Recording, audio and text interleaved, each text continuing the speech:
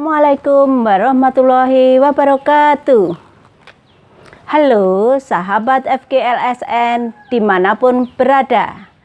Salam literasi, ayo membaca. Perkenalkan, saya Komsatun dari SD Muhammadiyah Tegalrejo, Yogyakarta. Saya akan membacakan cerita asal-usul Gunung Gentong. Saya ambil dari buku Dongeng Asal-usul Nusantara yang dikarang oleh Daru Wijayanti. Sudah siap ya anak-anak semuanya dan sahabat FGLSN? Asal-usul Gunung Gentong, Yogyakarta. Pada zaman dahulu di tanah Jawa ada sebuah kerajaan bernama Majapahit dengan rajanya Prabu Brawijaya V, sang Prabu terakhir. Sang Prabu mempunyai permaisuri dan beberapa selir.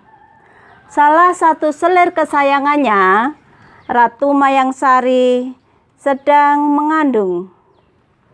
Prabu Brawijaya menitipkan Ratu Mayangsari kepada saudaranya Ki Jurusawah.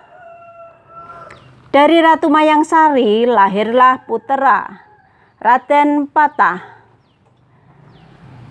Dari kecil sampai besar Raden Patah belum pernah ke kerajaan. Ketika Jurusawah akan ke kerajaan, pasok glondong pengareng-areng untuk mempersembahkan upeti berupa sebagian hasil sawahnya. Dengan diam-diam Raden Patah mengikuti Ki Jurusawah. Ketika di kerajaan, Raden Patah terheran-heran kagum dengan berbagai macam bangunan keraton. Sampailah Raden Patah di ruang pusaka. Tanpa memiliki keraguan, Raden Patah mengambil salah satu pemukul gong dan dipukullah salah satu gong yang ada di ruang pusaka. Timbul suara menggelegar. Mendengar suara gong pusaka yang menggelegar itu, sang Prabu Brawijaya terkejut. Ia memerintahkan Mahapatih untuk melihat keadaan di gedung pusaka. Ketika sampai gedung pusaka, Mahapatih sangat terkejut melihat seseorang yang masih memegang pemukul gong di depan gong pusaka. Segera Mahapatih menemui sang raja. Sang raja tanya kepada Mahapatih, "Siapakah anak muda itu, Sang Patih?" Ki Jurusawah tahu kalau itu adalah Raden Patah. Dengan segera Ki Jurusawah mohon ampun. "Ampun Baginda Prabu, hamba sama sekali tidak menyangka kalau dia ikut ke kota. Sudah berkali-kali hamba melarang dia ikut, tetapi rupanya secara sembunyi-sembunyi dia mengikuti perjalanan hamba." "Kau kenal anak muda ini, Ki Juru?" tanya sang Prabu. "Hamba mengenalnya," jawab Ki Jurusawah. "Siapakah dia?" "Ia adalah anak asuhan hamba, sang Prabu."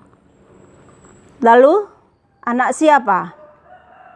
"Dia adalah anak yang dilahirkan oleh Ratu Mayangsari." "Oh Tuhan Dewata, berarti itu anakku, Ki Juru." "Benar, sang Prabu." Mulai saat itu Raden Patah tinggallah di istana. Tidak menyia-nyiakan keadaannya, Raden Patah selalu menuntut ilmu dengan sungguh-sungguh.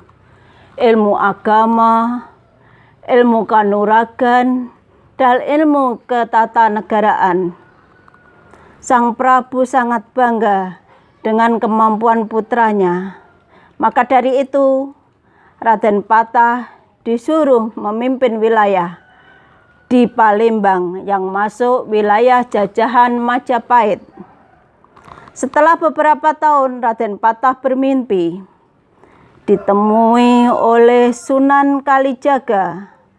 Dalam mimpinya, Kanjeng Sunan berkata, "Anak muda, sekarang sudah tiba saatnya kau kembali ke tanah Jawa. Tengoklah ayahmu kini lanjut usia. Bawalah 140 prajurit.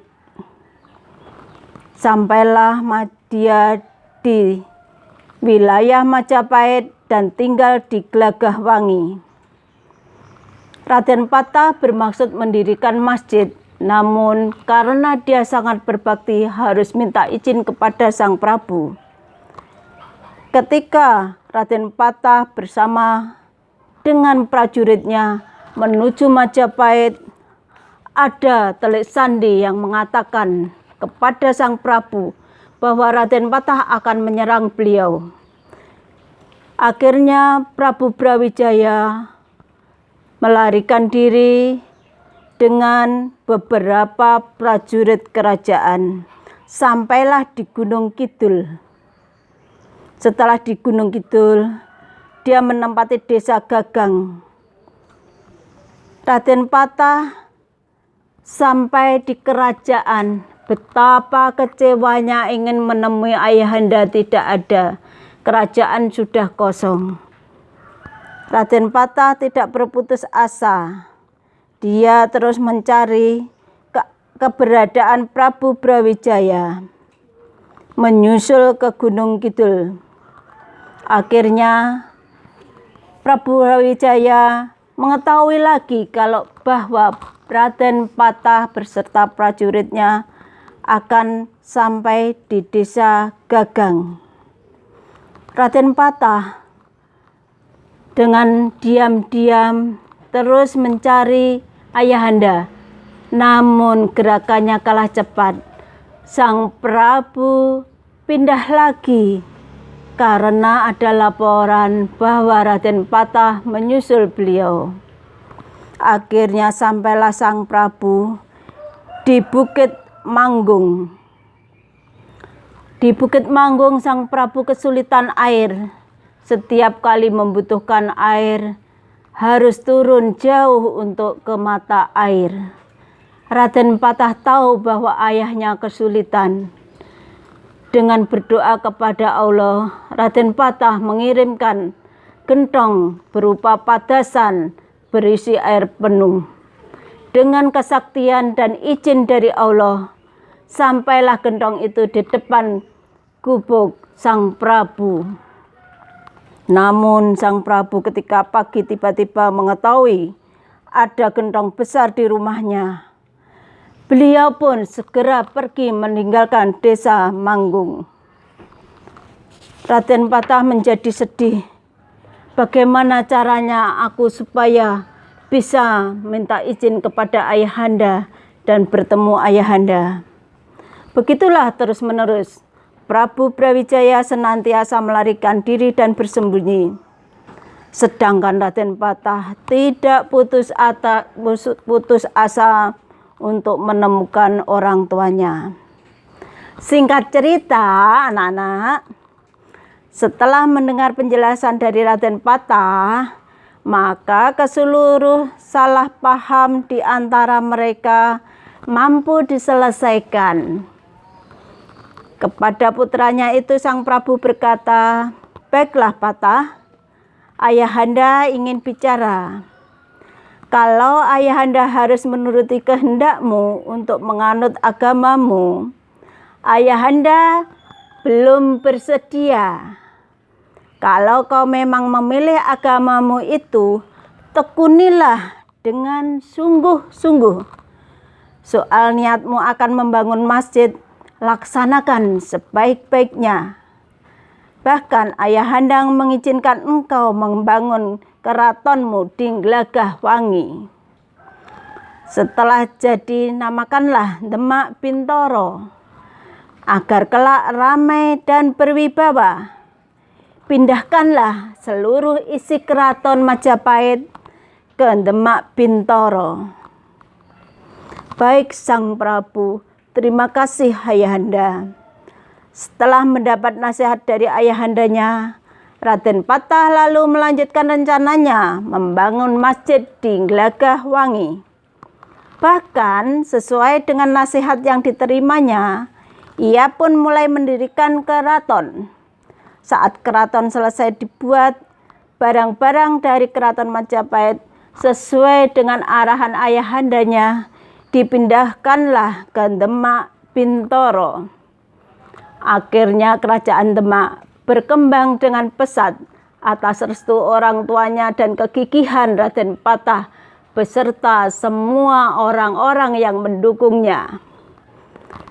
Demikian anak-anak dan sahabat FGLSN, pesan moral dari cerita ini tadi bahwa usaha yang sungguh-sungguh akan mendapatkan hasilnya. Ketika kita mau mempunyai usaha, jangan lupa minta doa restu orang tua. Nah, menarik bukan anak-anak? Bisa kalian membaca cerita yang lainnya. Wassalamualaikum warahmatullahi wabarakatuh. Salam literasi. Ayo membaca. Terima kasih FGLSN.